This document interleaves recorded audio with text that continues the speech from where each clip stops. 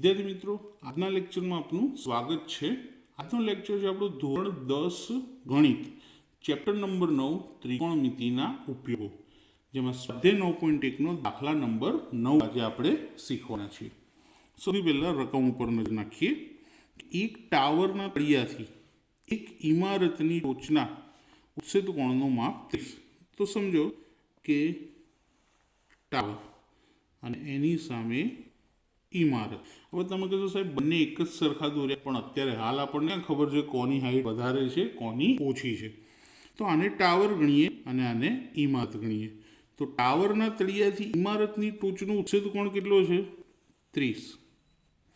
તો બંને જમીન ઉપર બનેલા હોય તો અહીંયા આવશે 30°। હવે શું કહ્યું છે? ઇમારતના તળિયાથી ટાવરની ટોચ અને એનું માપ છે 60।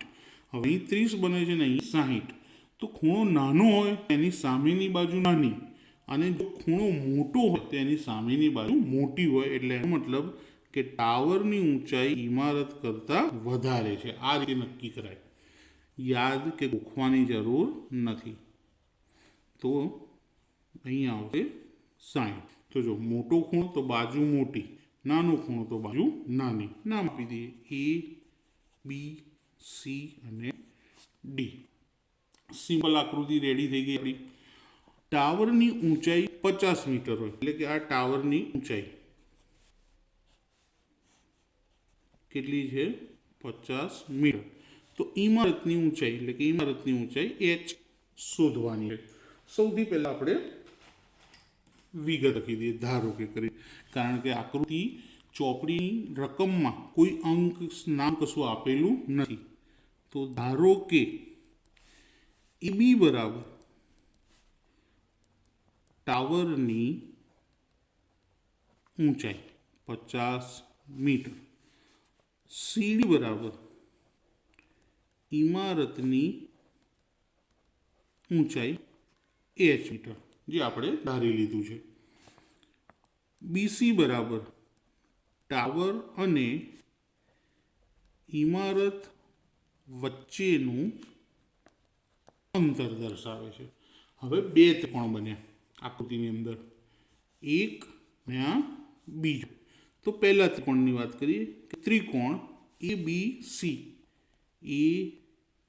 ABCમાં હવે ખાલી આ ત્રિકોણ જ વિચારો, જેમાં B ખૂણો શું થશે? 90° અને C ખૂણો કેટલો? 60°। તો 90 તો ધ્યાનમાં લેવાનો નથી, પણ 90 હોવો જોઈએ। આપણે ધ્યાનમાં કયો લઈશું? 60। આ 60ની સામેની બાજુ અને આ પાસેની, એટલે શું લઈશું? tan θ। tan θ બરાબર સાબા છેદમાં પાબા।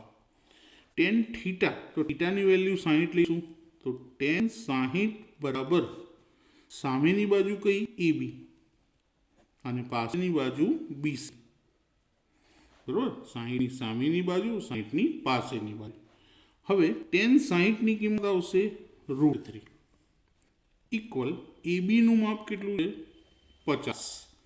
BC ખબર નથી, AB 50 છે એવું અહીંયા પણ લખ્યું છે ને આકૃતિમાં પણ છે, BC નું માપ ખબર નથી। તો BC ઉપર લઈ જઈએ તો 50/√3 આ આપણો આન્સર મળ્યો BC નો।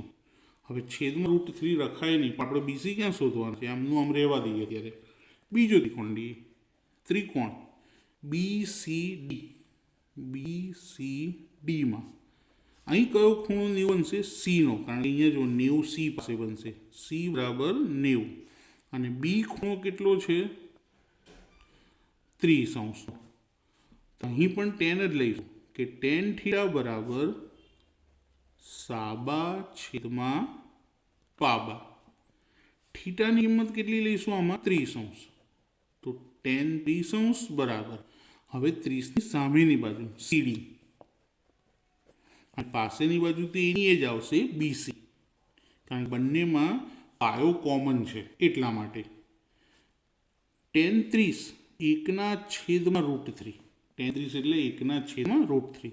CD નું માપ શું ધાર્યું છે આપણે? h, તો h લખી દઈએ। BC કેટલા આવ્યા?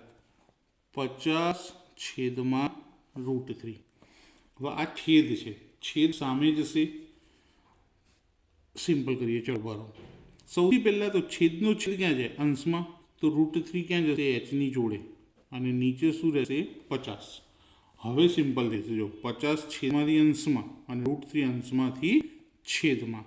તો 50 એકા 50, √3 ગુણ્યા √3 અને સામે વધ્યા એચ.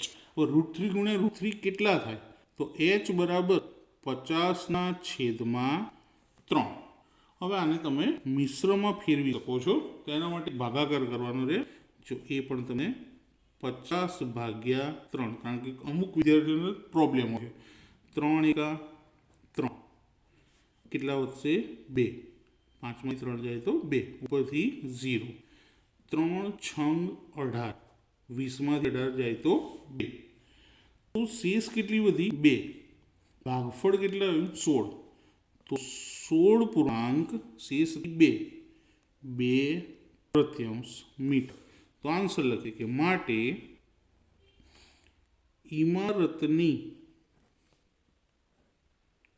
ઊંચાઈ 16.2 મીટર હશે. તો મિત્રો, આજનો લેક્ચર અહીંયા પૂર્ણ કરીએ છીએ. વિડીયો તમને કેવો લાગ્યો મને કોમેન્ટમાં જરૂરથી જણાવજો, અને તમારા મિત્રોને શેર કરજો, અને ચેનલને સબસ્ક્રાઈબ કરવાનું ભૂલતા નહીં, જેથી નવા વિડીયોની લિંક તમને મળતી રહે. Thank you.